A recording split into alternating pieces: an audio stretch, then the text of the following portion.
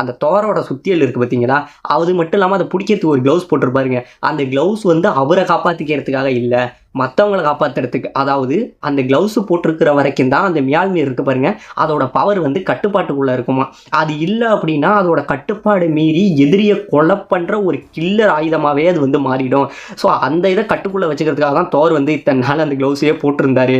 இவங்க எல்லாருக்கும் இந்த ஒரு விஷயம் தெரியவே தெரியாதுன்னு ஜியூஸ் இந்த இடத்துல சொல்ல, தோர் வந்து அவரோட க்ளவுஸை தூக்கி பின்னாடி போடுவார் பாருங்க, அப்படியே ஸ்டேடியமே அதிரும். இப்போ தோர் வந்து அவரோட சுத்தியையும் தூக்கிடுவாருங்க. இதை தூக்கணுன்னே சுற்றி உள்ளவங்க எல்லாரும் அப்படியே மிரண்டு போயிடுவாங்க. வெறும் கையாலேயே தோர் அவனோட சுத்தியலை தூக்கிட்டாரு அப்படின்னு சொல்லிட்டு இப்போ அடிக்கிறதுக்கு ரெடி ஆவாருங்க. அவர் அந்த சுத்தியலை ஃபுல் ஃபோர்ஸில் வச்சுக்கிட்டு இப்போ நம்ம லூபு கிட்ட கேட்பாரு, ஏ மனுஷா, சாரி நீ மனுஷன் லூபு, உன் பேர் எனக்கு நல்லாவே ஞாபகம் இருக்கும், நான் உங்ககிட்ட கேட்டுக்கிறது ஒன்றே ஒன்று தான், தயவு செஞ்சு செத்துறாத அப்படின்னு சொல்லிட்டு அடிக்க ரெடி ஆவார். இந்த பக்கம் நம்ம ப்ரூன்ஹில்டே இருக்காங்க பாருங்க, அவங்க மொபைலுக்கு ஒரு மிகப்பெரிய